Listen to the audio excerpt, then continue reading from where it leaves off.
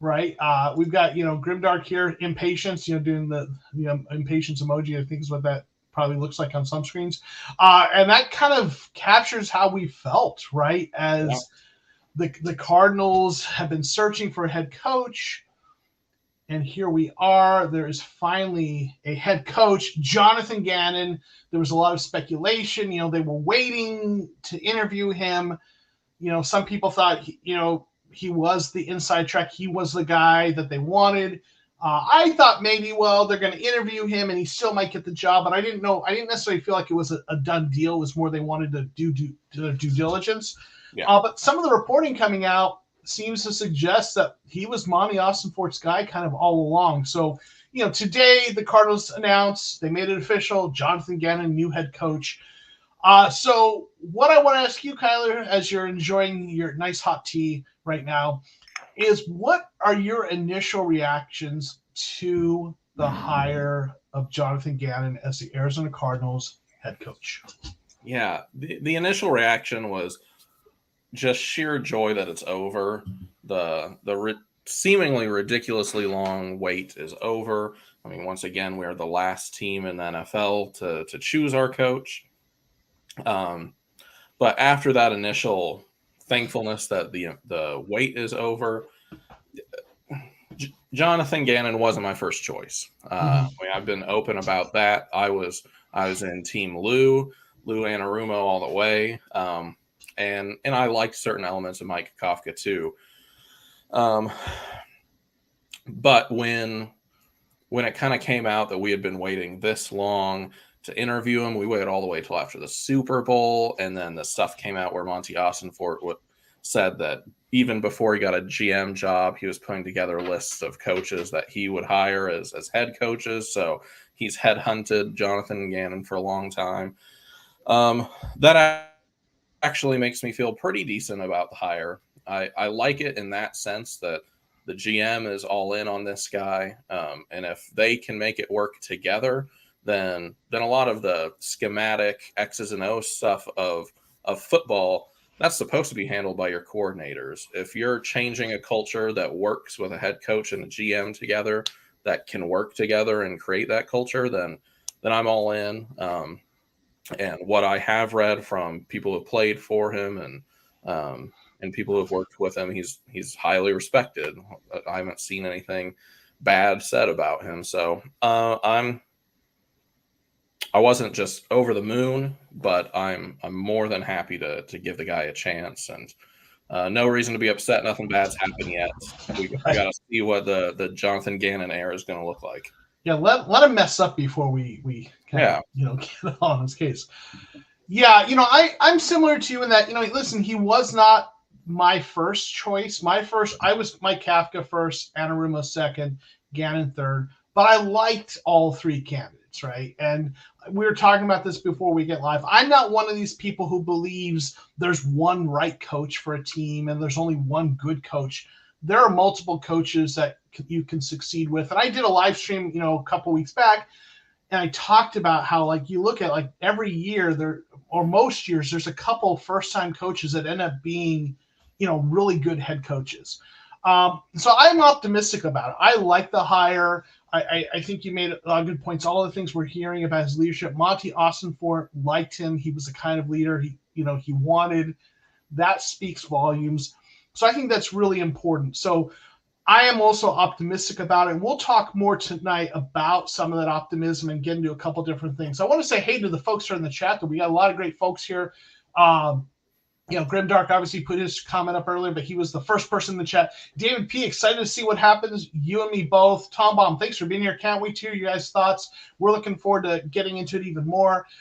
Gustavo Moda saying, like Gannon, but don't think it was worth all that wait. Yeah, I mean, you had to wait because he was in the Super Bowl, unless you had interviewed him much earlier in the process. So, I mean, I guess if you like Anarumo as well or better, I could see why you would rather have just hired him. Austinfort seems to really have, liked what Gannon has as a leader, and there's things we're hearing that suggest that. So, if it works out, it was worth it, right? Yeah. Nick saying a new chapter begins. Mikey Desert Cardinals saying Jonathan Gannon is going to get this franchise back to winning. Drew McWhorter at LFG. After seeing that K1 clip, I want to run through a freaking wall. Did you see that? I did. Oh man, and we've done this before for things, but yeah, for Kyler and Gannon, right? Like just it pumped you up. I've seen the argument of what else are you going to do? There are cameras there. You know, you're just putting it on for the camera. Sure. That's not the body language take I took from it at all. Like, what Michael Bidwell had said early in the process about like Kyler will have some insight into our process. Like he's going to be a part of it because who we choose as the head coach and who we have as our franchise quarterback is important. So you would have to assume that Kyler Murray knew that this move was happening, and he looked genuinely happy to me. He's there in Arizona doing his rehab like Bidwell had asked him to do. Like that was just a feel good clip to me. Like he throws his bag, it's literally on the ground, and like goes to run and see his franchise quarterback. It's like something out of the end of a romance movie. Yeah.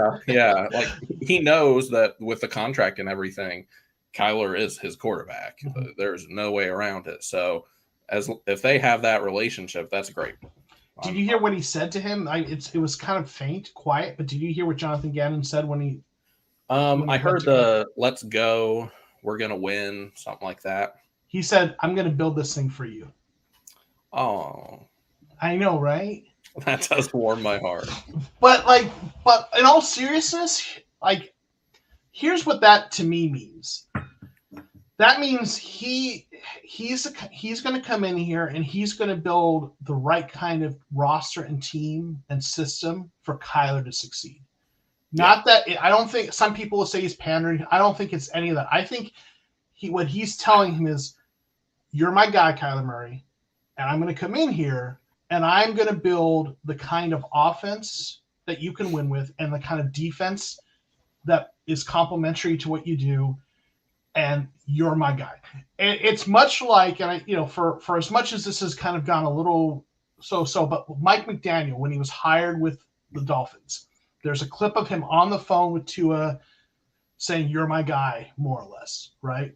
And, maybe where that's going because of injuries, it's kind of, but the point is it was that kind of thing. And, in terms of him showing a commitment to Kyler, I think that's going to be a good start to the relationship. So, yeah, that clip to me, I get it. It's just, they're going to, what are they going to do? But still, I like it. For sure. RM saying Eagles fans are happy he's gone. That should tell you everything. That tells me everything I need to know about Eagles fans. They hate their own mothers. I mean, Eagles fans they boo Santa Claus. I put zero credence in that. Yeah, and I know RM said later, well, they like Steichen. Cool, they're fickle. Doesn't mean that means nothing to me. He led the 10th ranked. He stepped in. Yes, it's a really good defense. They were the 10th ranked defense his first year, and then improved to third in total yards. But it's actually yards per game. They're second because Buffalo actually played one less game, because of what happened. So they have a good roster, but he improved both years. Even with a good roster, you got to be a good coach. Philly fans, they're glad he's gone because they're upset about the Super Bowl. We'll talk about that. Yeah, I'm not going to trust the opinion of Philly fans. I have a lot of strong opinions on that city and those fans, and they were going to burn their city down whichever way that game went. Sorry if I don't put a lot of stock in their opinion. Yeah. Lance saying, I wonder what that list would look like. I'm assuming Peyton Forrest second were ranked higher. If you're talking about Austin Fort's list, no, I think like his list that he had was based on leadership qualities. I remember seeing the report. Aaron Glenn was on that list. Jonathan Gannon. I think there was someone else that I forget, but he had identified a small list of coaches that he had kind of researched over the last year, kind of preparing to be GM, and that had the kind of leadership he was looking for. And it was a short list, and it wasn't all the people you might think, but Gannon was on that list. Yeah, so, I think it was about 12. Was it? Okay. That he had on his list. And I mean, it had coordinators and quarterback coaches, like the up and comers, and then it had some of the big names on there too. Yeah, right. So listen, whatever his rationales, he liked him. So gonna give him credit, give him the benefit of the doubt there and give this coach a chance, right? Tom Baum saying Eagles fan are salty, just salty. I mean, I get it. I'd be salty if my team just lost in Super Bowl, but that's what happens. Grimdark saying wouldn't be surprised if Eagles hate their own mothers. Like, guys, I think I said that earlier. Calvin, thanks for being here. Appreciate Calvin. Going live on Valentine's legendary move for us guys, right? That's gotta do it for the boys. That's right. Yeah. Jose, obvious or absolutely, let's play a game first before we start pushing another head coach away. Wilkes, Cliff, etc. 100%. Robert, thanks for being here. Just give the dude a chance, right? Let's give him a chance. Tim, thanks for being here. Very happy with this choice. Let's go. Gannon meet K1 already. Love it, right? Grimdark is saying, heard on PHNX Sports that Monday was just Monty and Jonathan Gannon. Bidwell came in today as the final approval. That's a good sign. Yeah, and I published a video maybe an hour or so before we went live here, hour and a half. And one of the things I talked about is it seems like this was a Monty hire. And for that's with the reputation Bidwell has kind of developed as a kind of a meddler. To me, that's a good sign. What are your thoughts on that kind of whole thing with Bidwell and how this went down? I don't know. I've seen all the stuff about Bidwell and how he's an interfering owner and he's in meetings that he doesn't need to be in and all of that. But I do still contend that at the end of the day, like Michael Bidwell wants the Cardinals to be successful in a way that I don't think Bill Bidwell didn't want his team to be successful, but he wasn't as willing to admit fault, to try to change direction and things like that. And Michael Bidwell, I mean, he's been wrong in a lot of directions, but he does keep trying new ones. And I think he gets some credit for that. So I'm not in the end that upset that it took this long. I am glad that they looked at, I'm not sure how many interviews they had, like 9 or 10. That's good. Like they did their best. Not every candidate that you offer is going to want your job. That's just like a part of life. I don't think that's a condemnation of the organization either. It's just they're picking the job that's best for them in their lives too. So I think Michael Bidwell did the process the right way this time. Yeah, I agree. Drew McWhorter saying the same thing. Exciting start of new era. Real quick, I want to say hey to Grandizer. He's popping in. He has another live stream to moderate. Thanks for stopping by. He's the Panthers Nation podcast, which I was a guest on there one time. Good dudes over there. So thanks for stopping by, Grandizer. Jose, I saw a video from this channel. He's saying he'd been following a channel called On the Road to Victory. He's an Eagles fan who does breakdowns. He's level-headed and knows what the Eagles lost. So I saw something on him about kind of Gannon's kind of how he uses personnel. I was watching it briefly, right? Eagles fans throw a parade for Jonathan Gannon finally leaving Philly. Again, I don't really care what the Eagles fans say right now. They had literally the second best defense in the NFL, and they're upset about this guy because he lost to Patrick Mahomes and Andy Reid. It happens. Yeah. Did you see the Nick Wright clip? And I'm going to say I don't like Nick Wright that much, but I'm not a huge fan either. So let's see. He did have a funny segment where he's talking about who the best quarterbacks in the league are right now. And number one is Patrick Mahomes. I think that's kind of indisputable at the moment. The second was Joe Burrow, and the third was Patrick Mahomes with one leg. That is funny. It's funny, and losing to Patrick Mahomes is honestly like a no shame ordeal. It's like losing to the Patriots at their peak with Tom Brady. Like, what are you going to do? He's a transcendent level type of player. And the Chiefs got a defensive score. They had a special teams play that pretty much gave them a free touchdown. The defensive performance was not as bad as people are making it out to be at all. Right. I'll tell you, though, I think this is a good segue. And hey, if you're in the chat, hang in there. I will get through and say hey to everyone at least once. But I think this is a good time. Let's talk. I want to mention a few things about Gannon. So I showed this, where he ranked, but I want to do something different because a lot of people are saying he choked on the biggest stage. He shouldn't, whatever. And they're saying all these things, right? And, listen, I'm a big believer in not looking at small sample sizes, looking at the larger sample size. And is someone good or not good? And if they're good, you give them enough. If you give them time, they've got a chance. Like Andy Reid didn't win his first Super Bowl till he went to the Chiefs, right? And a lot of people were down on Andy Reid, even though he had been good for a long period of time, right? And now he's won 2 with the right quarterback. And I just do not believe you should rate or evaluate a coach based on his worst game or even his worst small handful of games. It's the much bigger picture. But just to illustrate this point, I want to play a game. It is called Would You Hire This Coach? Okay. I'm going to describe sort of a blind profile of some coaches. Okay. And I want you in the chat and you, Kyler, to tell me, would you hire this coach? All right. Okay. In his last job, prior to becoming a head coach, he spent 3 seasons as an assistant head coach and quarterbacks coach for offenses that ranked 15th, 25th, and 13th. Would you hire him as your head coach? No. You wouldn't? No. Okay. Well, Kyler, my friend, you just passed on Sean Payton. Yeah. I know you knew it was coming. Big. Yeah, I knew you knew this was coming. But let's try another one, okay? Okay.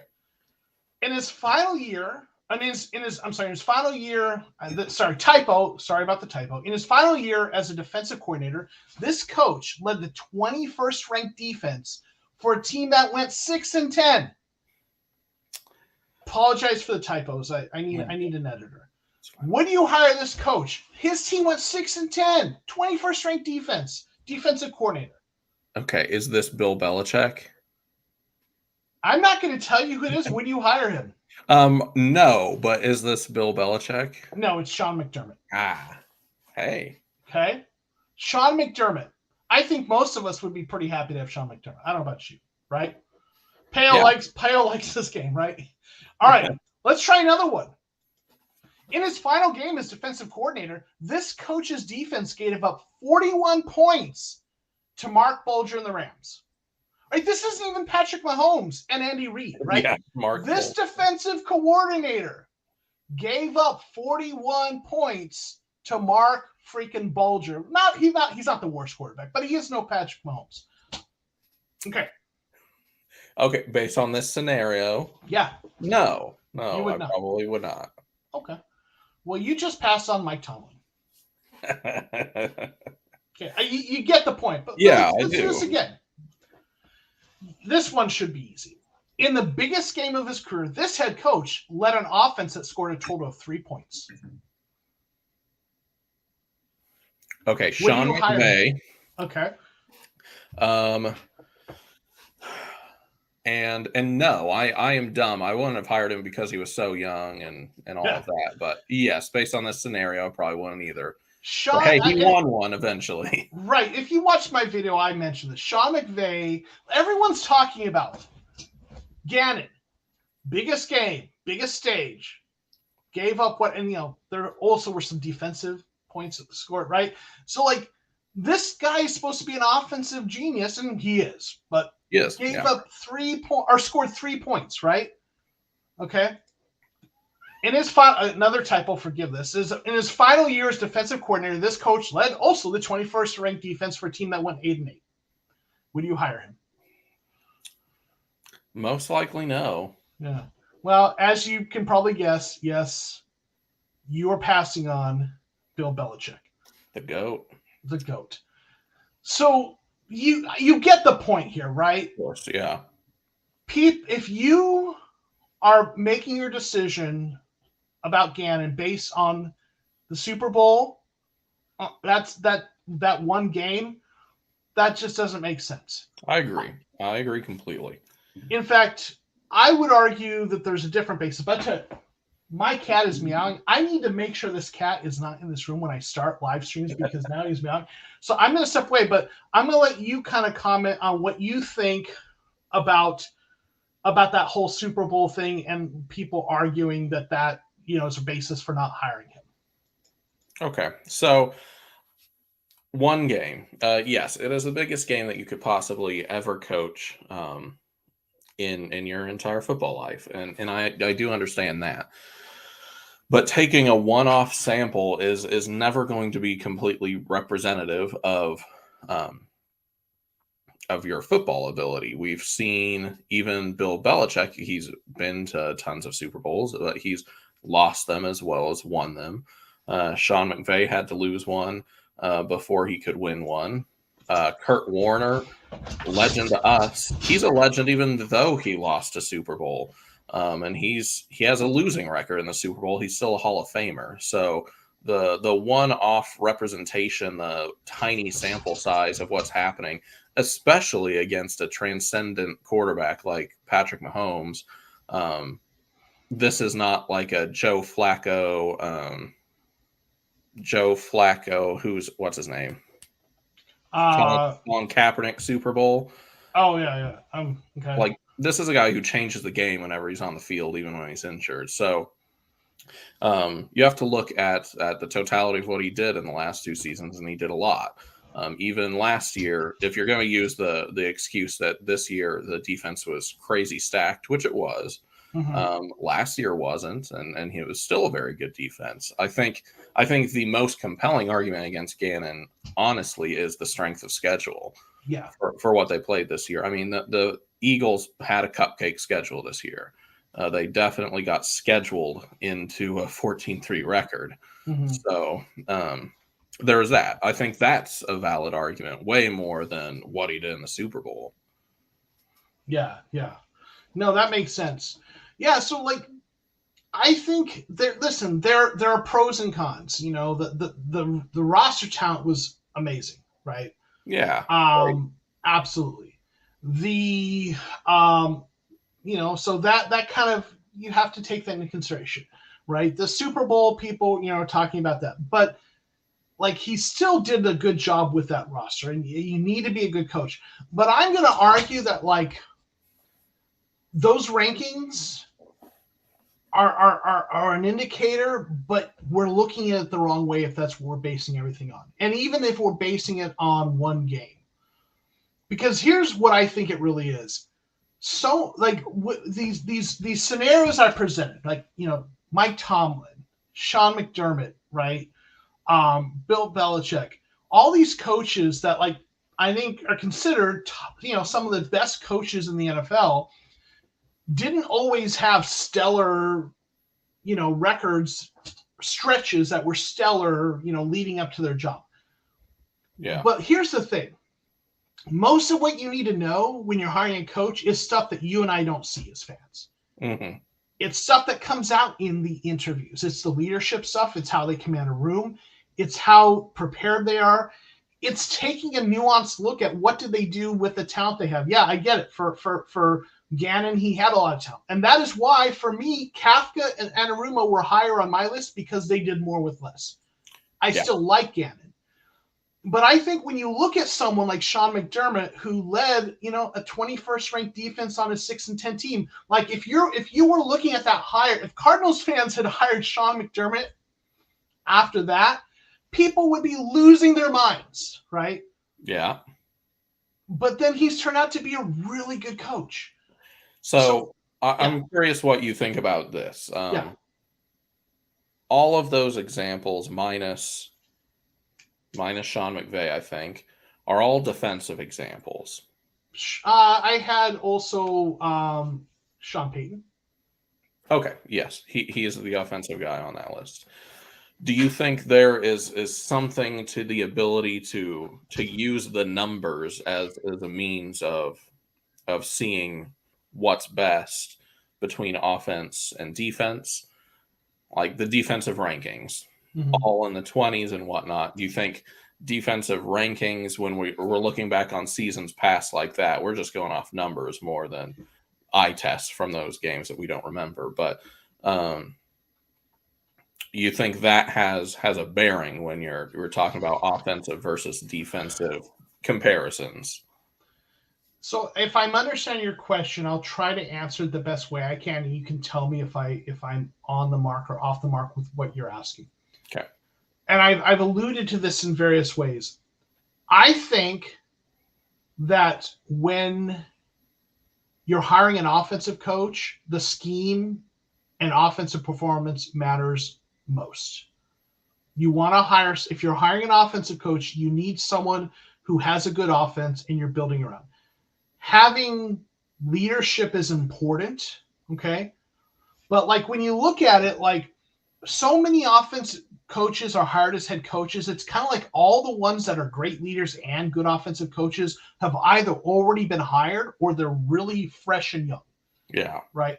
But having a good offensive system is, I think, the most important thing for an offensive coach. And whatever leadership you have beyond what is typical for a coach is an added plus. Okay. With defensive coaches, culture and leadership and and how you delegate and manage the organization is more important.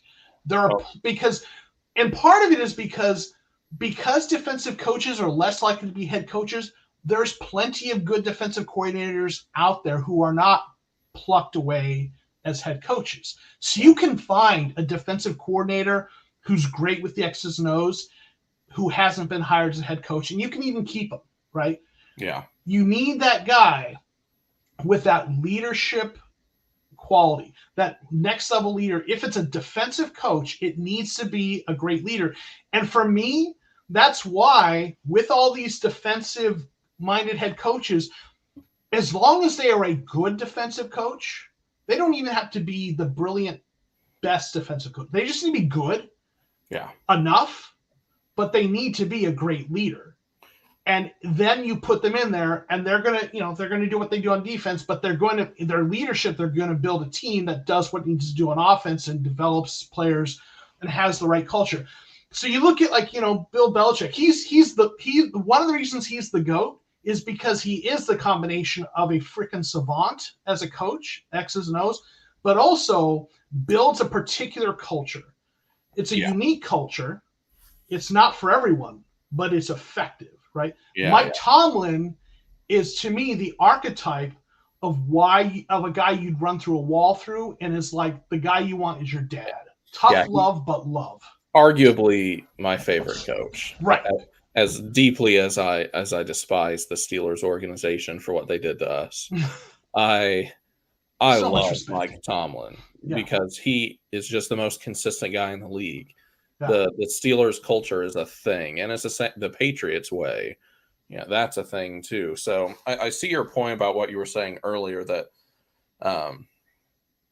with guys in this defensive mold, there are the things that a fan isn't going to see watching the game on TV and isn't going to show up in the stat sheets and in the rankings. That's more important when you're hiring a defensive guy, if I understand your point. Yes, the leadership and the culture and his organizational abilities are more important than look at Vic Fangio, one of the best defensive coordinators, didn't work out as a head coach. Yeah.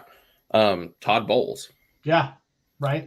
One of the greatest defensive coordinators, and his head coaching gigs have not been, just oozing with success. You see that with defensive coaches a lot, I think. Right. If you don't have the personality and the leadership, then being able to install a great defense, that's not going to win you 13 games and take you to a Super Bowl.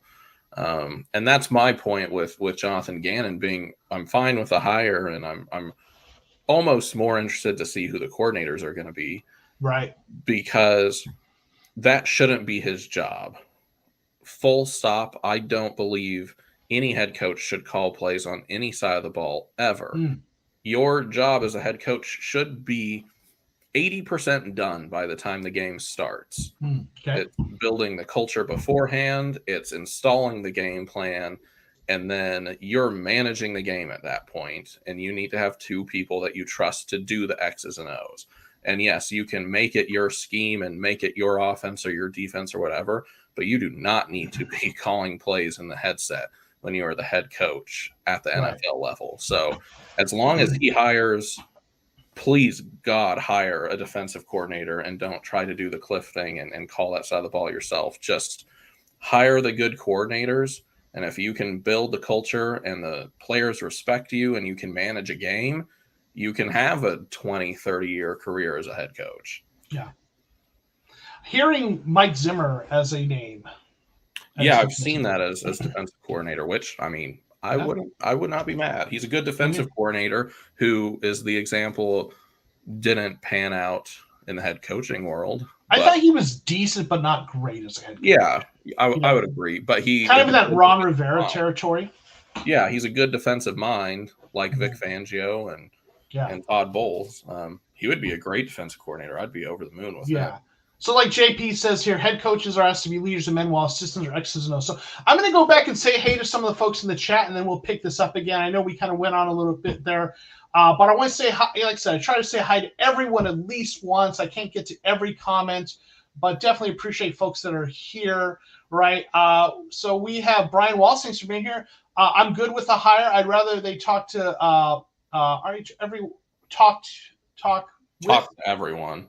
Talk everyone, then hire the first guy they talk to. Yes, I agree. I didn't mind them taking time. I know some people were impatient with that, but I didn't mind. Let's see. Then we've got, who else has jumped in here? Peo, of course. Joe. Hey, Joe, and everyone appreciate Zach Peo. And he had a great comment here when I was doing the game. He said, where was it? It's going to get lost here. Oh, here we go. This person is a YouTuber, college professor. He loves music and owns a cat. Would you hire him as your head coach? I would. Nicely done, Pale. I appreciate that.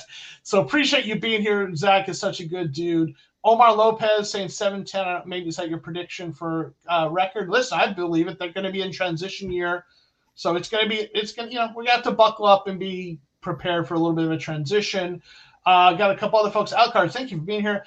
Who will get a first ring, the Cardinals or the Suns? I think that's the Suns are the best bet on that with KD. Yeah. The Cardinals got a couple years to turn things around. I'm optimistic, but Suns, I'm real. Yeah, Omar agrees, Suns for sure, right? Tim agrees. Great sign that Bidwell let Monty pick the coach. I agree.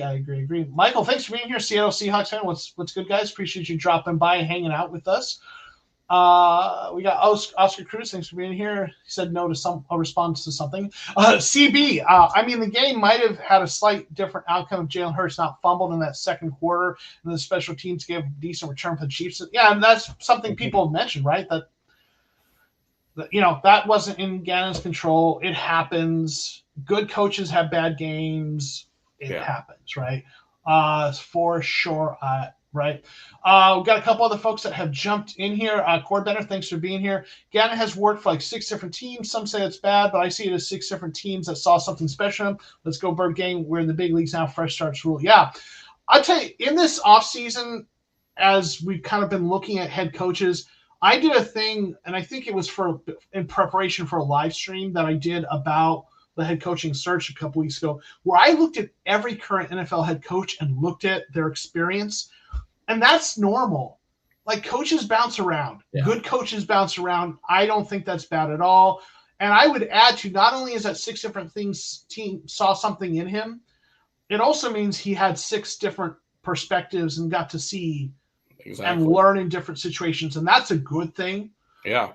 And, when someone's bouncing around like that in this kind of competitive environment, it means to me they're getting promoted also potentially, starting out as some sort of intern assistant, right? And you want someone who's getting promoted, not someone who spends, I hate to throw him under the bus, but Cardinals fans don't love him. Someone like Billy Davis, who spends all these years as a linebacker coach, right? So I don't see that as a negative.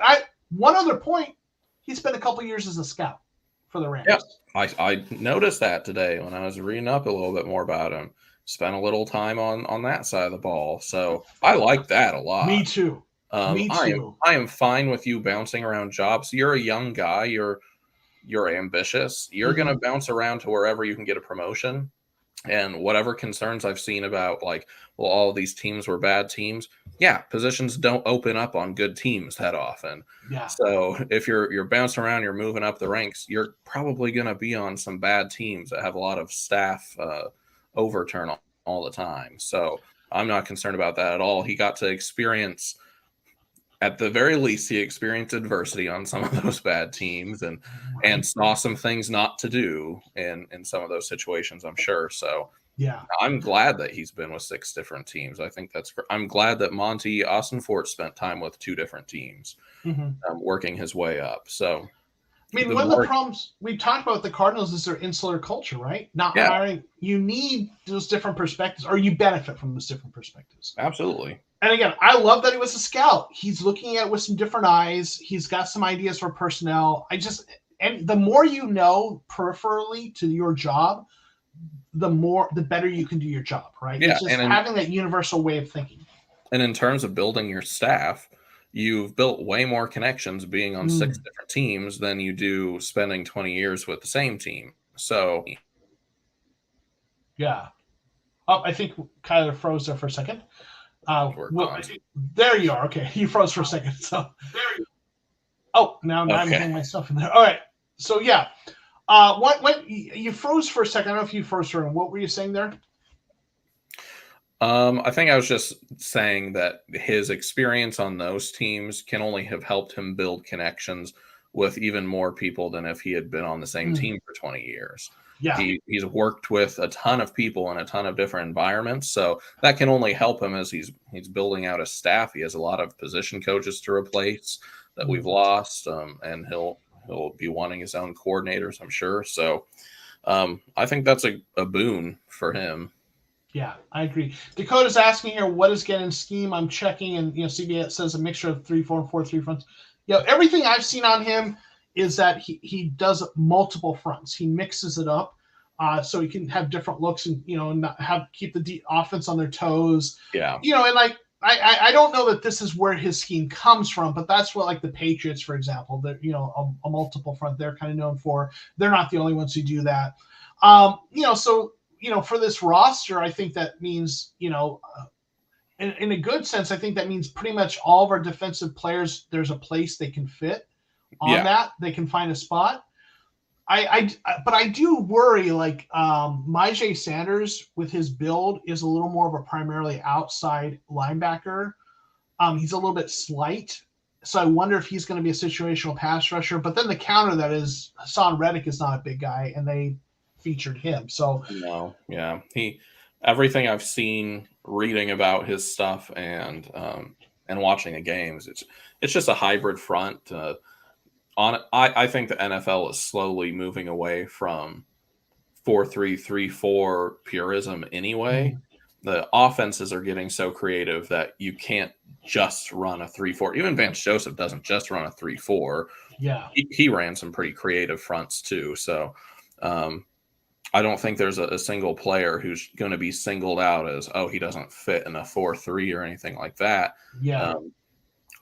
Personnel wise, I think he works best when he has the gigantic body space stuffer like a Jordan Davis, which we lack severely on this team. So I'll be looking at that in the draft stuff. I think he's really going to want just a gigantic behemoth of a man on the line that we really don't have.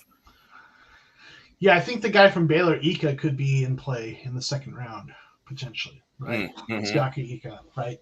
Real quick, Tommy, thank you for the super chat. He's saying, good evening, Santa Claus, defensive coach, thumbs down.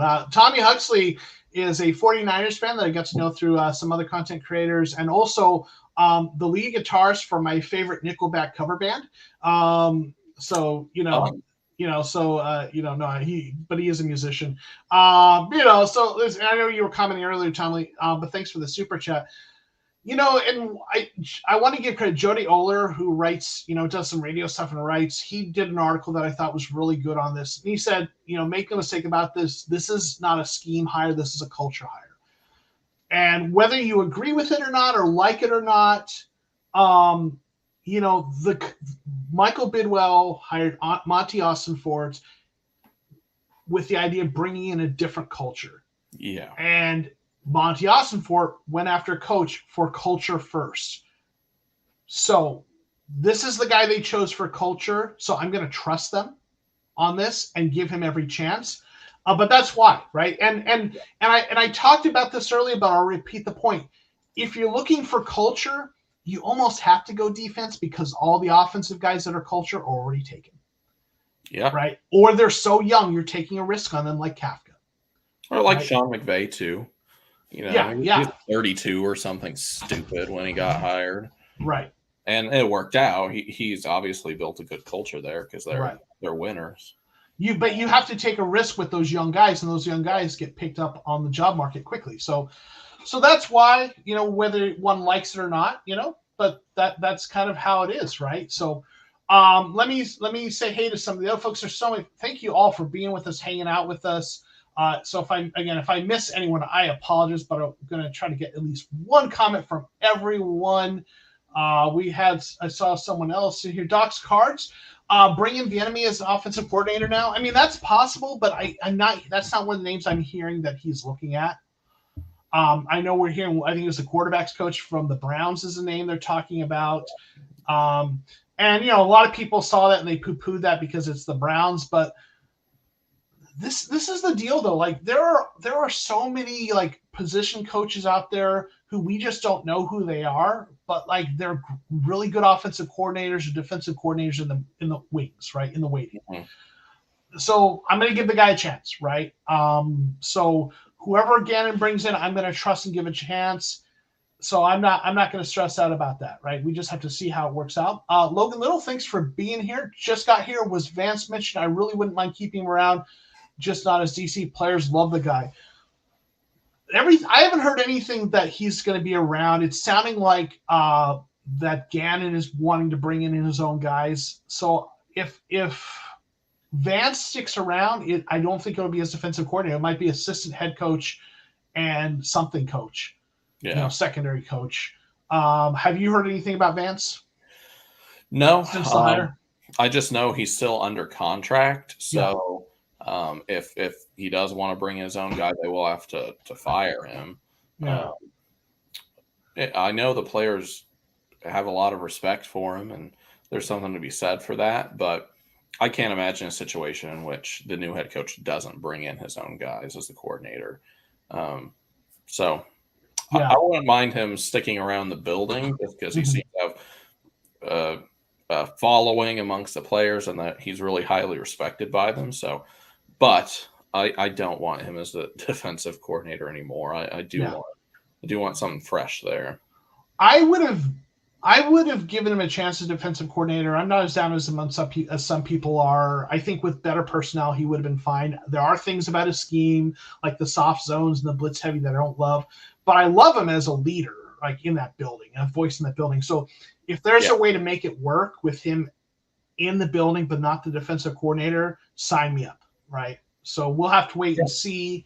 I would love that for sure. A few other comments. Again, I want to make sure I hit everyone once. Gary, thanks for being here. I love the Cardinals, but I'm sick of Bidwell driving into the ditch every few years. I hear you. Man, maybe I'm drinking the Kool-Aid, but I'm optimistic that, again, like we talked about, he hired a general manager from outside the organization. Hasn't happened since Buddy Ryan, right? Yeah. Buddy Ryan was the last general manager hired from outside the organization, and that wasn't a real GM. That's a different. If you're looking for why things will be different, you have to look at what's happened, what's being done different. Well, that's different. Then everything looks like again, Monty Ossenfort seemed to be got to hire his guy, right? So to me, there's reasons for optimism. So here's hoping, right? We'll see.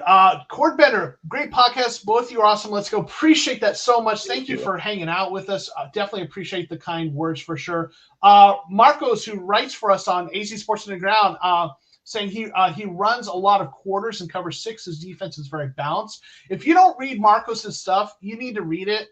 He publishes with us on AZ Sports Underground and does some great work with film study. I love looking at his stuff because I learn things about that because he looks at the film. I'm more of a roster building stats kind of guy, and he's much more of a film guy. So I really love seeing what he has to write. You make sure you check him out on Twitter, check out his stuff, good stuff. But yeah, so if that's what if Marcos says that, then I know Marcos has looked at that. Yep.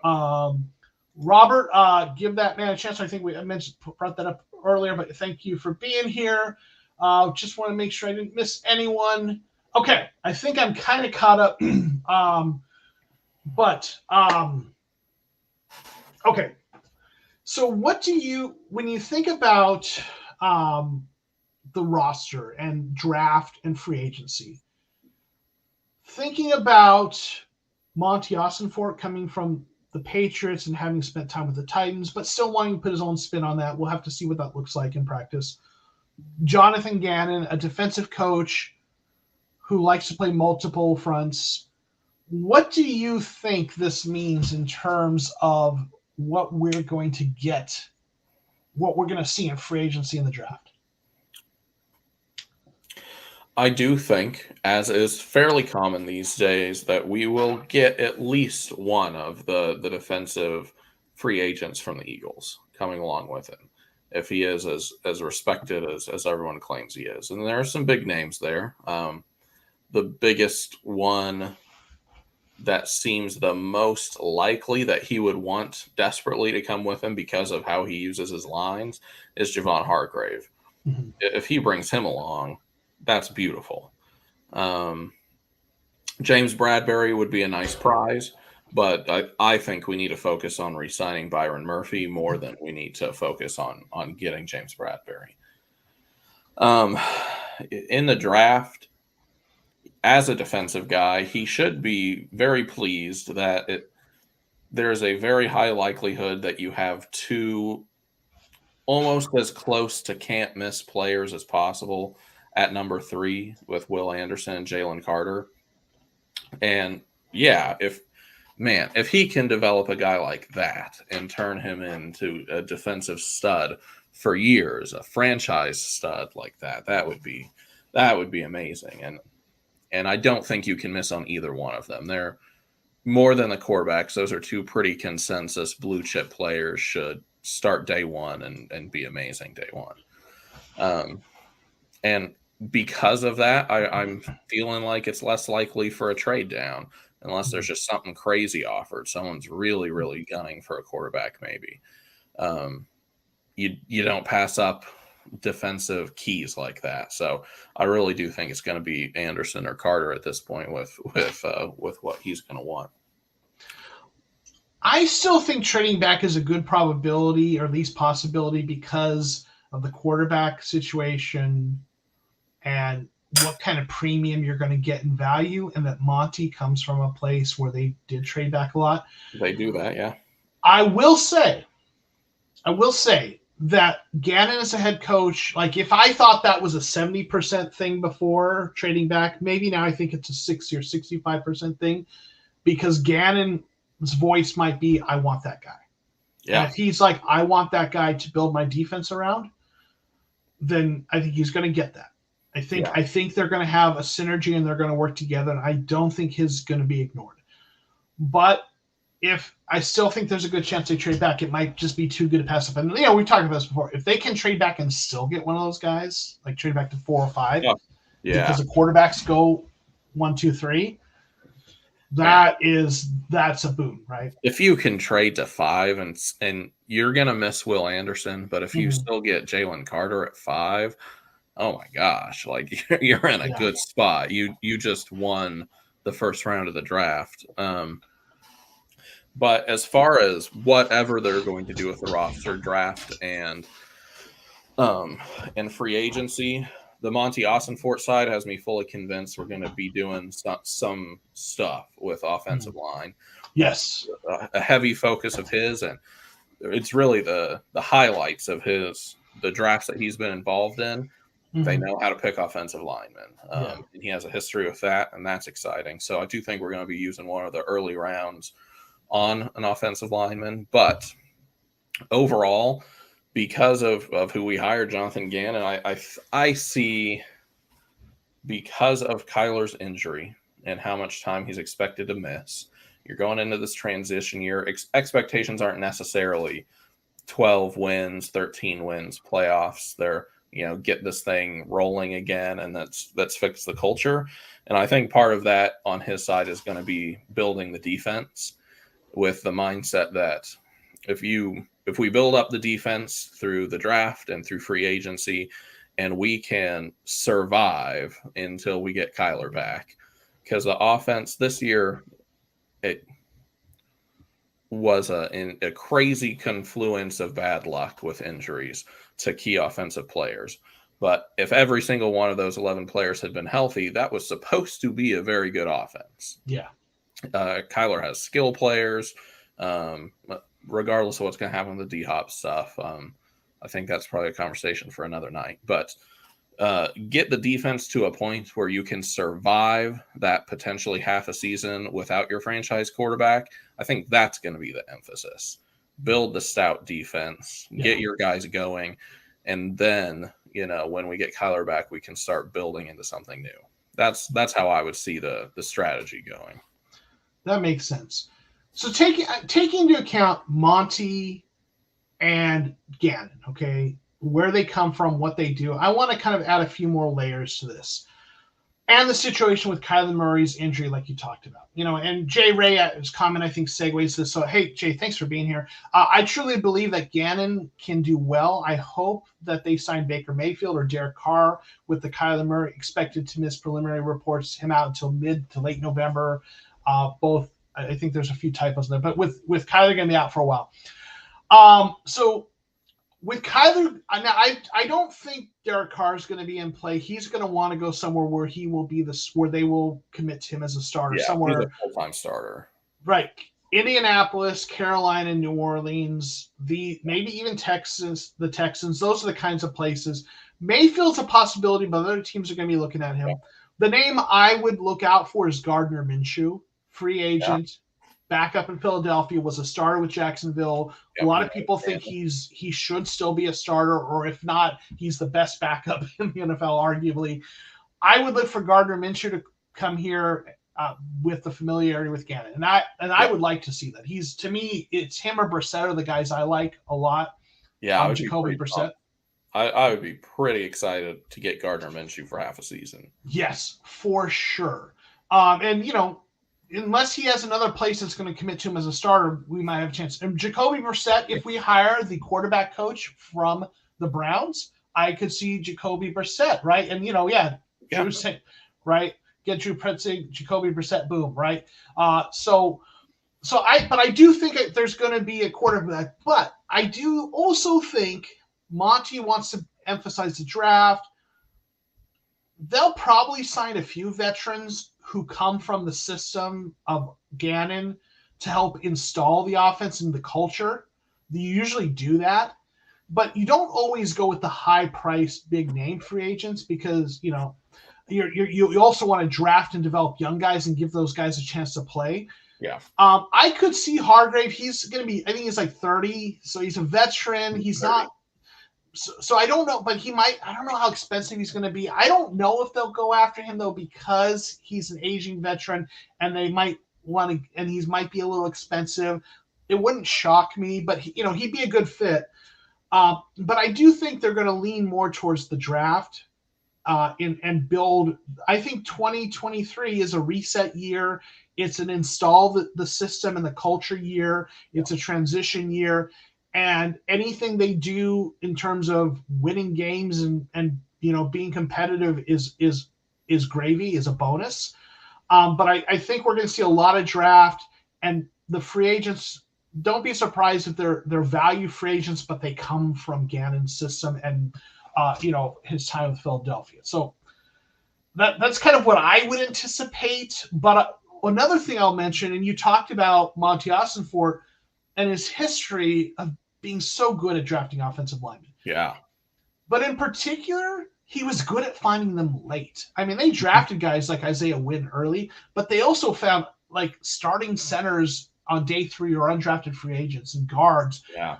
So, in my mock draft Monday live streams, I've recently been transitioning a little more towards with Monty Ossenfort. instead of going a lot of offensive linemen early, I've been going defense early. Okay. And offensive linemen on day 3, and maybe throwing one in there on day 2. So I wouldn't be shocked if we see more offensive linemen later in the draft, because he's going to trust his ability to find starters on day 3. Yeah. And with a defensive head coach, you want to kind of give him his guys, so you might see more defensive players early. Yeah. Any other thoughts on in terms of the roster building, or any other things you might anticipate seeing? No, I don't think so. Okay. I think we hit it. Well, let me say to some of the folks, and we'll kind of wrap up here soon because we're getting close to an hour, but I want to say hey to the folks that are here. We've got Austin Harris. Thanks for dropping in. Just joined. What's up from Ash Fork, Arizona? Thanks for hanging out with us. Fort Chubb, thanks for being here. Someone's mic is giving off a ringing noise. I don't know who that is. I don't hear it, but Matthew, thank you for being here. Matthew saying audio's fine for him. Maybe that was on your end, but nonetheless, thank you for being here. Matthew, good to see you in here. Matthew is from Canada, I believe, and he was in Mock Draft Money, and I'm sending him a t-shirt because he had a great mock draft. Kyle Haley, thanks for being here. Hey guys, do you see Taylor Wan is going to be cut from Titans? Is possible? I hope he will, but I think he's more of a left tackle. We need a right tackle. We have 2 left tackles, so I don't think he'd be coming here. I think, and he might, but I did hear about that, right? Let's see. Matthew would prefer Brissett to Minshew. CB likes Minshew. I like either one of them, right? So yeah. So okay, we've gone for about an hour. I'm optimistic about the hire. They have to prove it. We have to see what happens. But I'm optimistic, and a lot of it has to do though with the culture that I think they're going to bring. I think it's Monty Ossenfort and Gannon are going to work well together, and I think the most important person in all of this is Monty Ossenfort. Yeah. The roster needs to be built right. That's going to be the big thing. I think most head coaches can succeed with a good roster. Maybe not all of them can win a Super Bowl, but they can be successful winning coaches with a right roster. You need a little extra sauce and luck to win the Super Bowl. I think Gannon, if they get the roster right, he's going to be fine. And he seems like he's got the leader chops that they picked him over other guys who had leadership. So I'm optimistic about it. So, we're going to see, right? Real quick, let me say to the other folks that just dropped in here, A. Gerard, who will be the OC? We'll see. We're not sure. Rumors, the quarterback's coach out of from the Browns. We got Blazing Monolith, Mayfield, Austin KK. I'm really hoping Gannon gets the most out of Xavier and Simmons. I think he will. I really do. And then Austin saying, my wife makes t-shirts, cups, everything you need. I want some, if you want someone to make you some merch. Thank you. I have a company here locally that's doing that, but I appreciate that. Okay. Yes. So I'm excited. You're optimistic too. I think there's mixed reactions from fans, but they lean towards optimism, but it's a whole lot of show me, right? Mm-hmm. So that's really where it's at right now. But it's a new day. Steve Keim's out of the building. I think that's the one guy we all kind of wanted out of there. Yeah. Some people still liked Cliff. Most people wanted him out. Maybe Cliff was collateral damage to the Keim debacle. Fair or not fair is what it is. But we've got a new fresh slate, right? Yeah. So now we can turn our attention to seeing what they do for building the coaching staff. That's going to be vital and really important. And then we can see what happens in free agency and the draft. I'm excited. So we're going to get out of here. So I'm going to give you, Kyle, a chance to kind of say anything you want to say to kind of clear out the notebook, or anything you want to say on as we head out of here. I'm with you on the tempered excitement. I can't say it's a good or a bad hire right now, but it's a hire, and he is the guy. And just a general warning, week 1, there's a high likelihood we lose. There just is. And that is not a reason to start hating and calling for the firing of Jonathan Gannon. This, as a culture hire, is going to take at least 2 years to really even get a sense of what the new culture is. So this is a long play. We've got a long way to go, but I'm hopeful. And if he can build if he can build a staff around him and change around that building, and we can actually build a new Cardinals way, then that's what we've all wanted. So I'm excited to have just new people in the building and to see what's going to happen. We're legitimately entering a new era of Cardinals football, and that's exciting. So I wish him the best, and yeah, it's an exciting time. Yeah, for sure. Listen, everyone, thanks for jumping in and hanging out with us in the chat. Appreciate it. I couldn't get to all your comments, but I tried to get everyone once. Appreciate you hanging out with us here on, TCR Live. And if this is your first time with us, please be sure to click like and subscribe, and check out Mock Draft Mondays. It's a lot of fun every Monday. And if you're like, I don't know who the players are in the draft class, perfect. We're here to learn. That's what we do on Mock Draft Mondays. We learn about the draft class. So come hang out with us. It is a lot of fun. For me, Mock Draft Mondays is the most fun thing I do on this channel. It's a blast. So, all right. Thank you all. We will see you all later. I'm going to put up the shout outs to my channel members. And on the way out, if you haven't heard it, I've got a theme song. The lyrics were written by Mikey Cardinal, and it was performed by my friend Doug. So you're going to get to hear, if you haven't heard it, you're going to get to hear the theme song on the way out. See y'all later. Peace.